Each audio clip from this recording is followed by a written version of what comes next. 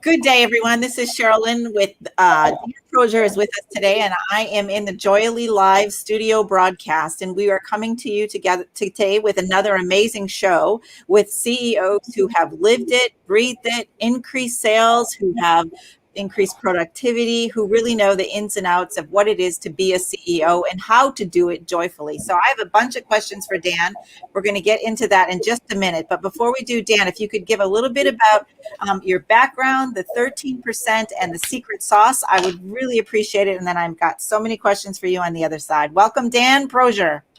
Thank you. I'll move really fast. So I'm an entrepreneur. Obviously, I've built 3 businesses. I've sold them. During the time that I sold them, and I had to stay involved with my last business sale, I received the surveys of best place to work companies, and it was out of those surveys that I began to look at the different ways in which companies operated that became best places to work. And it was interesting when I went to a luncheon giving the awards, I looked at the guy next to me and I said, I don't think these people really know why they're best places to work, even though they were standing at the podium saying all these accolades for their companies. So I wrote the book 13ers. I'll just hold it up real quick. 13ers, the subtitle is Why Only 13% of Companies Successfully Execute Their Strategy and How Yours Can Be One of Them. The secret sauce to it is that what was going on in these businesses was they were building connectedness. What they were doing is they were building a relational value system within the organization. And it became clear to me in the work that I was doing, even extracurricular work that I was doing after selling my last 2 businesses, that these companies were operating differently and they had a different kind of relationship with their people.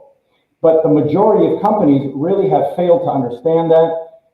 There's been, it's been hierarchical management that dominates the culture in business typically, or from the perspective of the leader of the company or the bosses within the company. They know what is needed, and they don't ask people to participate in the creation of what it is that they want, which is to grow rapidly. And so a lot of the people that I've worked with have had tremendous increases, 60% in 5 months, placement on the Inc. 5000, fastest growing companies, and best places to work. So teaching people how to create that connectedness through a strategy process, through a strategic process that uncovers the disconnectedness within an organization that causes companies to struggle and fail. And that's 87% of companies that, easy math, 87% of companies fail to execute their strategy every year. And that's a problem. That's a pandemic, right? So it's been really an interesting process because it was out of the surveys that I got and the interviews I made with best place to work companies and non-best place to work companies, I discovered, hey, these companies are very different. They're not even close. And these companies that are best places to work, they think they're having a good time and that it's the fun in the business. It's not. I appreciate that very much, and congratulations on your breadth of work. I think recognizing and understanding what you're doing is beyond most people that I talk to. So thank you for diving in and really understanding it, and for the book, of course. I'm curious, out of 100 people, let's say, that you talk to, 100 CEOs, how many, I know that everyone wants to grow rapidly and they want this connectedness, but out of 100, how many would you say actually invite this change, this rapid growth scenario? How many actually are ready and willing to bring it in? Money aside, right? I know money is an issue, but what's the willingness for that? Well, that's really a good question because I do run into that a lot, especially people I communicate with on LinkedIn, for example. I offer my book free on my LinkedIn account. And it's, I would say it's probably about 80% of people are not not cluing into the fact that they are the problem. It all starts at the top, and it's not like they're bad people or if they're a problem. It's just they don't understand what it is that motivates employees in the workplace, and how do you create a workplace that's not transactional, but it's relational, and that is the key. That is the secret sauce to a company. And the big thing, and the really big thing, it has to do with the CEO. The number one, what I call the connection points in my book. The number one connection point is that CEOs don't allow everyone to contribute to the strategy of the organization. There's a lot of knowledge, there's a lot of talent within organizations, and unfortunately, it's not tapped into, because what would it look like to a CEO who's built a business and then he's going to ask other people to come in and talk about the company and what the company needs? So there's this knowing factor. There's this paradigm of knowing, and this is the way we do it around here.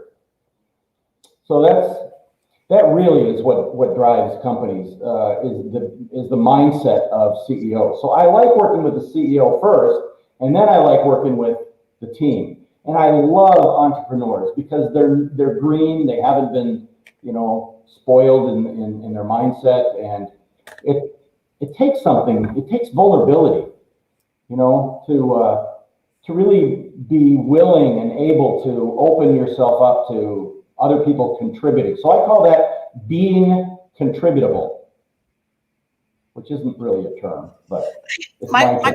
I love that. I love that. I love that. I appreciate that you took a minute to kind of back up and say that 80% of the CEOs not necessarily aren't willing, but aren't hearing just yet. They're not aware that this is really their issue. It's something that they could bring in. My next question, Dan, is when you do come in, what is because I talk a lot about neuroscience and how to actually develop a whole new language from what's not working to what is working, from what's broken to joyful. How long does it take to get into the psyche? And I know I'm asking blanket terms, but generally speaking, using your strategy, how long is it before you start to see a light bulb moment? Okay, so if you like the neuro aspect, you're going to like my answer. Okay, so within organizations, there's what is called a hidden context. Okay, that's a term. You can Google it, I'm sure it'll come up. But there's this hidden conversation that runs throughout organizations, any organization. Every human being has this hidden context. It's a conversation that runs in the background.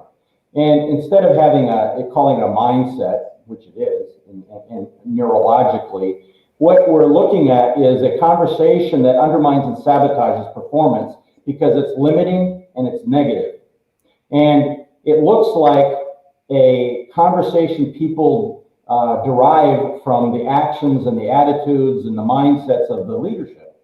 And so people say, we can't make a difference around here. We can't make a difference with the people that are employing us. And so the first thing I do when I go in, and this is where I think many people who do advisory are not, they're failing to take this one step, and it's finding out what is the behavior of the people within the organization that causes them to not fulfill on what is important to the organization.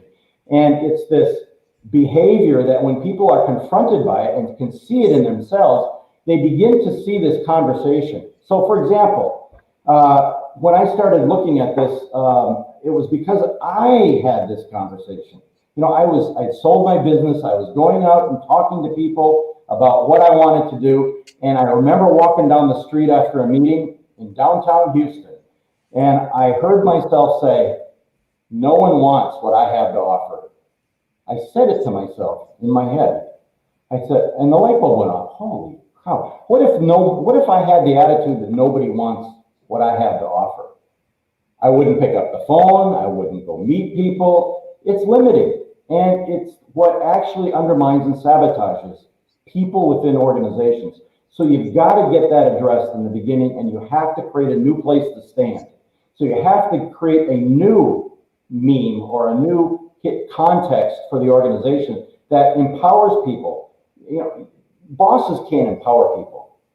Only people can empower people. And when you involve everybody in that organization in understanding what's holding them back, the conversation that's holding them back, because business is just a conversation. It's a network of conversations. And just like the neural network in your brain, you know, when you're looking at the neurology of human beings, it operates the same. It operates like a circuit, you know, electrical circuit within the company. So that is the key. If you don't do that, then you're just going to have, you know, mediocre performance. So it's when we do that it opens up the dam. The dam just opens up and it just gushes forth. I just can't tell you how important that is, because I mean, I had one client who, you know, went through this process initially, that when I started doing this. I mean, they had a 60% increase in 5 months and decided to write a case study to put in their newsletter. And they were a prominent company here in Houston, so that was a really great thing. But if people don't look at what it is that's running the show, and it's a conversation, it's not the way people are behaving, but they're behaving out of that conversation. Does that make sense? Fascinating. And just real quick, what is the background that you have that sort of gets you to this place of understanding? Are you in psychology at all? I'm not a professional psychologist, but however, in fact, the guy that wrote my foreword to my book is Harville Hendricks, and Harville started an organization called Imago Relationship International. I was on his board, and he appeared on Oprah 17 times, and so he's collaborated with me on different things, written a powerful foreword to this book. If people just read the foreword, it would just knock their socks off. But he really worked with me over the years. I've done his work. I've done a number of other things. I've led a lot of workshops and where I've heard this hidden context from people. So when I do a workshop with just entrepreneur individuals or CEO individuals, just in a workshop, they all have to come up with this. And when they do, it's this massive aha moment. But And to answer my question, how long does that take about? An hour and a half. Okay, love that. So I have this thing called the Chair of Joy. If you see the chair of joy behind me. It looks like a crown on you there. Thank you. I really, really, really am in the same business that you are. You have a lot of content and programs that back up what it is that you're doing, which I really admire and appreciate, and I'm sure CEOs do as well. I think that what you just described and what takes an hour and a half is very similar to people finding their joy. Once they feel valued, once they feel the sense of belonging and hope even, and a sense of connectedness, that therein lies joy, right? They get to go home at night and they feel better about who they are as individuals. Would you agree with that? I would absolutely agree with that. That you know, the happiness factor, which is not joy, but the joy factor, feeling connected, you know, feeling this connection and value that they bring to the organization. When that's acknowledged, it's acknowledged through behavior of leadership, and then bringing people in and allowing them to contribute. Most people have never had that experience. You know, I had it very early on in my career with certain employers that allowed me to make mistakes and didn't kill me over it, you know. I appreciate that. You know? So real quick, I would love to talk to you on the other side of giving you this very short Chair of Joy experience that I take my, for those of you that are listening for the first time, I just got back off of the West Coast tour. I went to Malibu, Irvine, Las Vegas, Denver, and South Dakota, Sioux Falls, South Dakota. And I interviewed CEOs from all different types of organizations and just a plethora of amazing people. And I even had a young lady that was coming out of her homelessness and into getting a whole set of teeth by Dr. Jay Grossman. And she told her whole story about joy. It's been fascinating to listen to people's stories when it comes to what gives them joy and what creates more joy for the world. So do you mind if I take you through that experience real quickly? Say again, I'm sorry. Would you mind if I took you through that experience real quickly? Oh, I love it. I love it. All right. Basically, what I'm saying about everybody kind of, getting into that aha moment is very quick and easy. So here's what I would love everybody to do listening, including you, Dan, is just put your feet on the ground for just a second. And this is not an eye closed kind of ceremony. It's just something that just what we want people to get grounded a few more times a day and tap into this level of joy that we sometimes save till one day or someday or tomorrow or who knows when, if ever. Yeah. So just put the feet on the ground and just pay attention to your actual feet. Like, can you wiggle your toes? What are the shoes that you're wearing today? And just stay there for 10 seconds. Wiggle your toes again if you get sidetracked.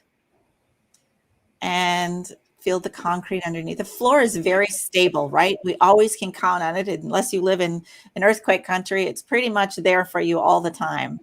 Yeah. If someone can stay in their grounded place, their feet on the ground for just 10 seconds, they're meditating or they're in stillness. People have asked me all these years, like, I don't get meditating. I don't understand about how to quiet my mind or to get still and to take a deep breath. So that feet on the ground process is really good. The second part is just look around at your surroundings. Pay attention to what you really are looking at for a minute. Like, is there pictures in your office? Is there, is there a puppy dog sitting over on the couch? What's there for you, Dan? Well, I have an office. I have a stand-up desk. I am standing, so when I look down at my feet, I'm standing. I have a standing up desk that goes up and down. I usually have my dog, Harvey, in here. He's usually sleeping over here, but I threw him out because when his mother comes in the door in the house, he wants to go see her. So I let him out before. But I've got that. I've got my art, my Nieto art, Southwestern art, and all original art. Beautiful. And I think many times CEOs included will sit in their boardroom chair and often not have any moment of recognition about what's around them or, even stop to take a deep breath to look out the window. The next part is just to listen.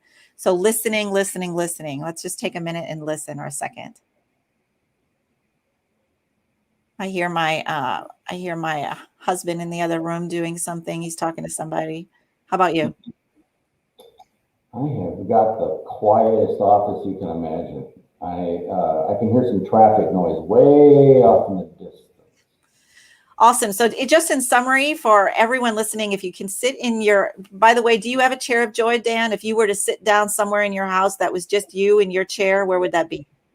Well, in the living room. Every morning I get up and I get a cup of tea and I sit there and you'll laugh at me, but I open the Weather Channel up on my iPad. I'm kind of a weather nut, so I think something that you just said that I really like is this getting present.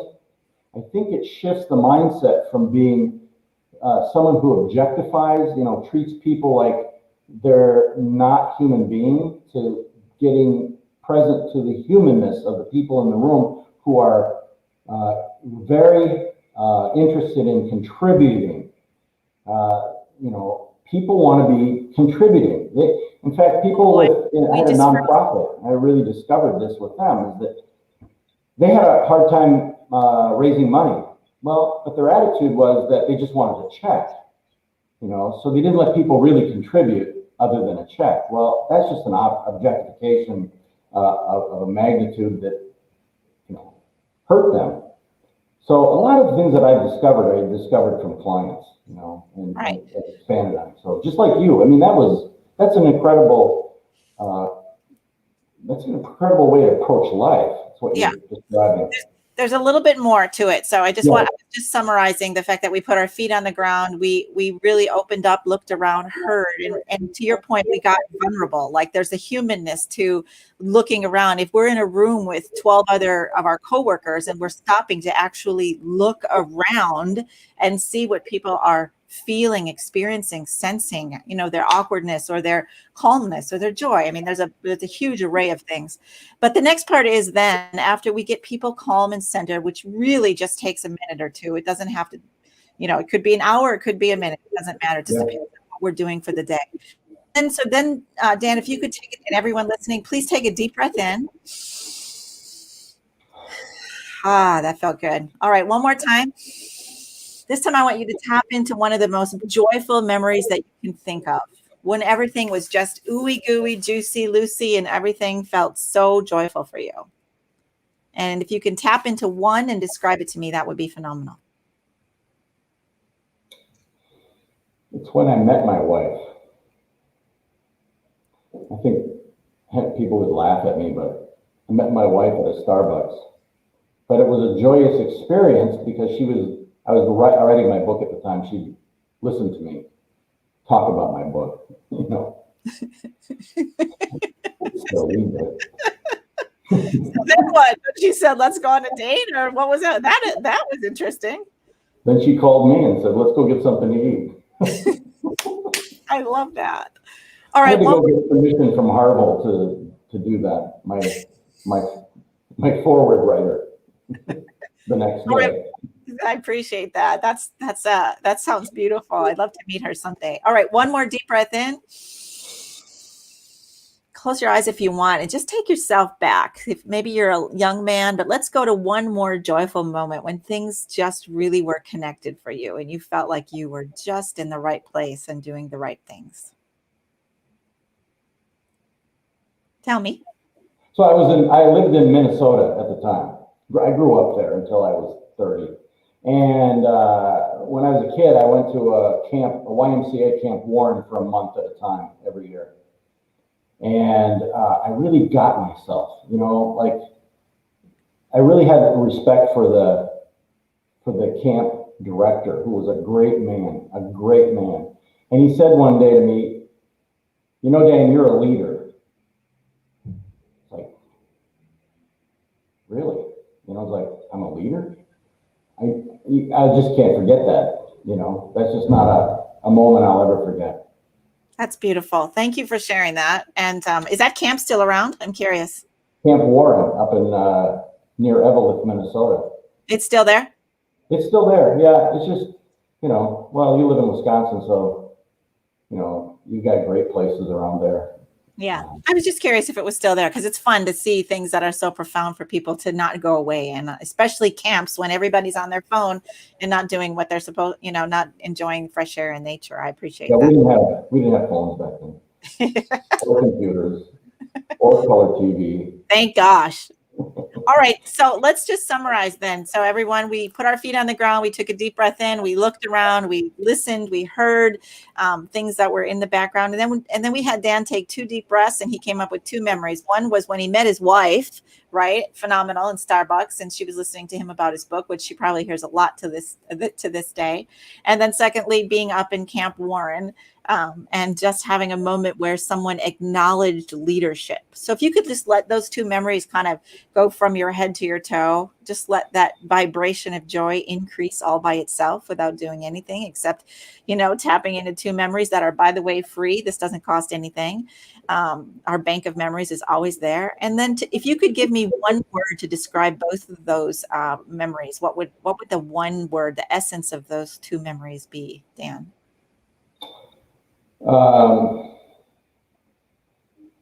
Well, it's more than one word, but it's getting yourself, getting who you are, and that's the key. It's like when you do my work, first thing we have to do is you have to get who you are for other people, and who I was for other people as a leader, and who I am for my wife. You know, who she is for me. So, I love that. Can we call that self-awareness? Sure. Huh? Can we call that self-awareness, or do you have another word? I like that. Yeah, it is a self-awareness, and that's one word, hyphenated. Okay, I appreciate that. All right, we are going on an adventure, you and me, and this is where I really want to tap into your expertise based on building on what we just did, and then also your understanding of, you think that what I'm getting is that self-aware is for you. When you are self-aware, you're joyful, and joyful is being self-aware. Would you agree? I would agree. So here we are on an airplane, you and me, and we're getting off the ramp in LaGuardia, and there's a couple thousand CEOs down there, and they do not understand this whole thing that we've been talking about, this self-awareness, how this brings you joy ultimately, and how you as a CEO, once you become self-aware, can really have a more profitable company, more productive. What would you say to all those CEOs about this? topic of being self-aware?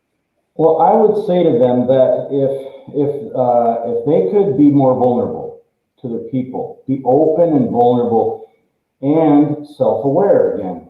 Okay, so it takes a self-awareness. It takes understanding who you are for other people and the impact that you have on them, so that you can create a culture of people who are cooperative, co-creative in their business, and collaborative. So you want people who want to contribute and want to participate with you, and it's in that process that you build the company that you really want. It's not in what you do better, because what you say and what you do in and of itself is insufficient to make a difference in the world.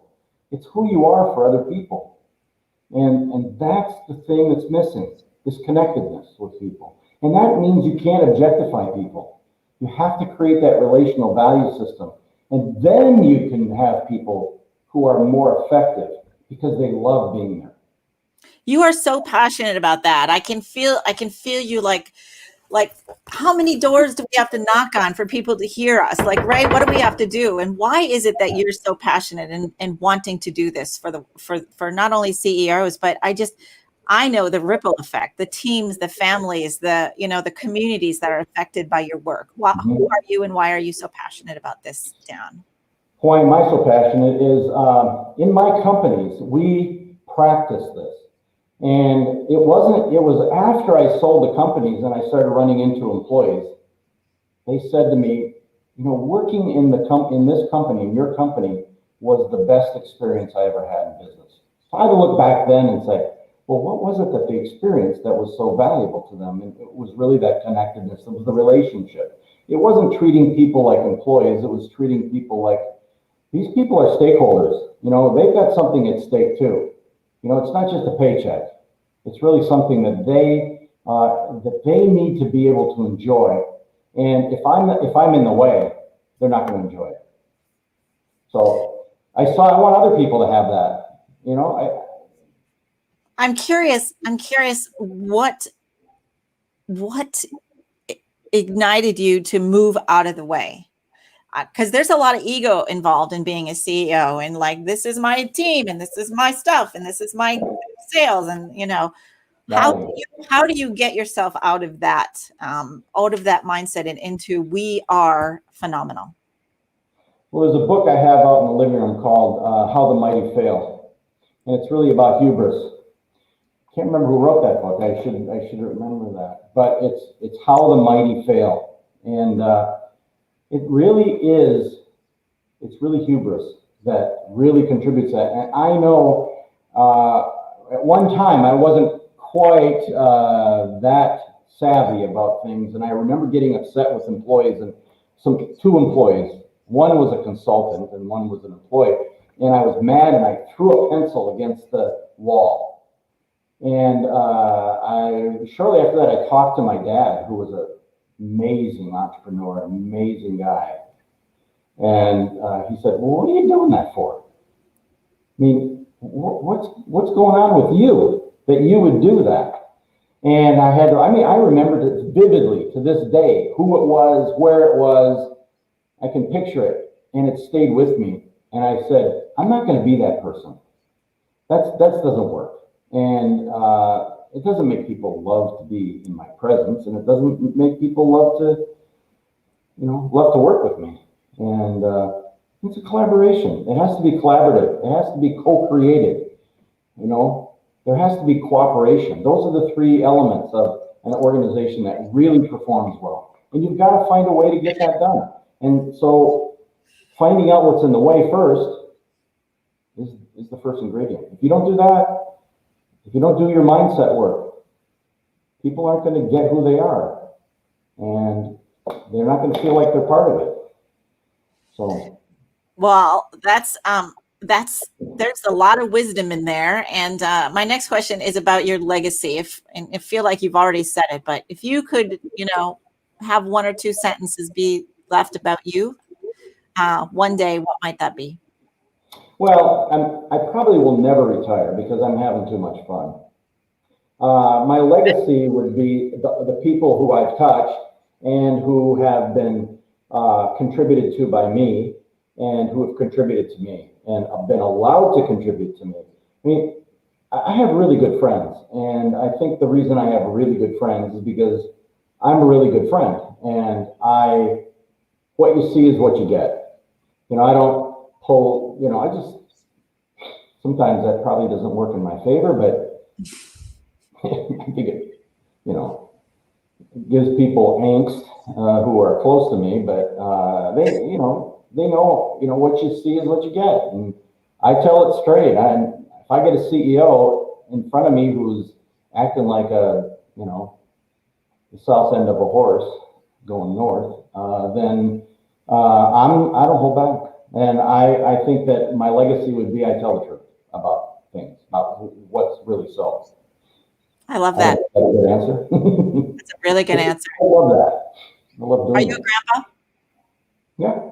Yeah. How many? 2. Nice. Congratulations. I'm a grandma too. I didn't do that. I'm a grandma to 1, but I don't let them call me grandma. So I'm Lolly and my husband is Pop. So we are Lolly and Pop. And so that way Wow. I can avoid the grandma scenario. That's cool. That's very cool. So just in summary here, just a little bit, the purpose of what we're doing, obviously, is to get people to sit in their chair of joy often. So would you agree that your vibration raised a little bit while we talked about and went through the process? Absolutely. It had me want to be here more. Would it be possible, do you think, to go over to that little chair? I'm going to use my walking fingers. Walk over to your chair of joy a couple of times a day, maybe even 3 times, morning, noon, and evening, and do that scenario. Do you think that would be possible? It probably would be really good for me if I did that more often. If I sat down and opened my iPad and did some reading, and instead of trying to muster through things that I feel need to be done and need to be done now. So just so you know, we didn't open our iPad or do any reading. All we did was sat down, took some deep breaths, feet on the ground, and had 2 joyful memories. Very simple. True. Yeah, I could do that. Yeah, super simple. Even if it's for a minute, I'm asking for 3 minutes a day from everyone I speak to. Is like, and then my question to you as a CEO or speaking to those, what if CEOs did that 3 times a day? What do you think is possible? Well, I think they could actually probably get in touch with themselves and begin to get who they are running the show, right? Like maybe they could reflect on how they're being with other people, especially the people who are accountable to them and who they have a responsibility to be accountable to as well. So we haven't talked about any of that, but there's a tremendous amount of work that I do in promise-based management in creating accountability by instead of managing people, managing promises. And if you look at the company that did the 60% in 5 months, you'd see that what they were doing, what I taught them to do was to manage the promises for action that they took. And then we managed it by scoring those promises and giving feedback so that people could see their progress. That it's when you make a promise to close a gap that you can create a future. And if you look at the P&L, for example, that's a lagging indicator. A promise to take action is a leading indicator. You can know where your company's going if you know what the actual promises are to take action by every single person who needs to take that action. There's a lot of actions that need to be taken, but people tend to have meetings about them and then they come back to the next meeting and nothing's been done. How big are the companies do you work with? Are you finding change in all organizations, all sizes? I like to stay in the size that is 2 to 10 million, and then create a huge jump in performance. One of them that went on the Inc. 5000 went from $1 million to 13 million, I think it was. So. And do you have a team? Do you work with a team? No, I don't. I'm solo. So do you work directly with HR departments, or do you have a liaison, or are you just going in and doing all the teaching and coaching yourself? I am doing it all myself. And I think that in the future, I will start training other consultants in this process in understanding what it takes to produce the kind of results that their clients really want by not skipping over this one piece, especially, and by addressing what's missing in the organization. That if it wasn't missing, they would achieve these seemingly impossible results that they're really desiring to have. I mean, who doesn't want to be on the Inc. 5000, right? Some people don't, and I'll tell you that. Some people don't want to work that hard, but the ones that do can really produce great results. Awesome. My last question, or I have two more questions, but one more is, what's your biggest takeaway from today, Dan? Well, I appreciate doing a podcast because I'm talking to you, but I know I'm talking to a lot of people out there. I hope I'm making an impact on them. I hope I can contribute to them. Well, here's the thing. Most podcasts don't interact like this. So that's really kind of an interesting approach for me. It's like, okay, take what I'm doing and then map it onto another way of looking at achieving that. Like, there's not like mine and then there's yours. There's ours. And, you can contribute to mine. Now, I thought, well, hey, what if I had people just stop and listen, to themselves for 3 minutes? What if you had a chair of joy in your Yeah. What if everybody had a share of joy, right? That is and our what goal. If everybody knew what was holding them back, the conversation, and they go together. They're not mine and yours, they're ours. So Well I appreciate you sharing that all with me. Well said.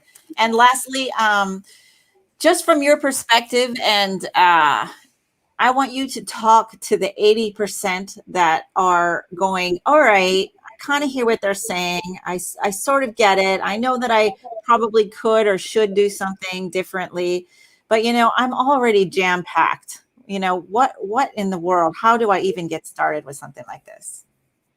What would you say to them? Well, I would really ask them, what's the conversation in your head? What's the conversation you're operating off of that has you so jammed up that you can't take a moment to understand what it is that's running the show? And that's working in your business. Okay, everybody work in their business. It's taking the time out to work on your business. And to work on your business, it starts with you. And not everybody wants to do that. That's fine. But the people who really want to find a new paradigm, a new way of looking at the world, a new perspective. In a lot of ways, I'm a perspectivist. I'm doing all this to create a new perspective so they can see something in the world that they can make a difference with. And that's what it's about. Otherwise, why be in a business? Absolutely. I agree. I love that you said that it's our stuff and not yours and mine. And I just love that if everybody worked together, what's really possible. So in summary, I just want to say at Joyly, we use a unique approach to problem solving by having an experience in the chair of joy, which Dan just went through. And I'm very grateful for him taking the time to do that. It is in the chair of joy that we have watched people transform scarcity into abundance, explore boundless solutions, and move from surviving to thriving. And as much as it is about the chair, it's not at all about the chair. It's about the vibrancy that you bring to it. So Dan, I want to thank you for bringing so much vibrancy to our podcast today. I very much appreciate you. And please stick around and we'll talk about some details here. But thank you for being here. I really appreciate it. Absolutely. Thank you very much. It's fun.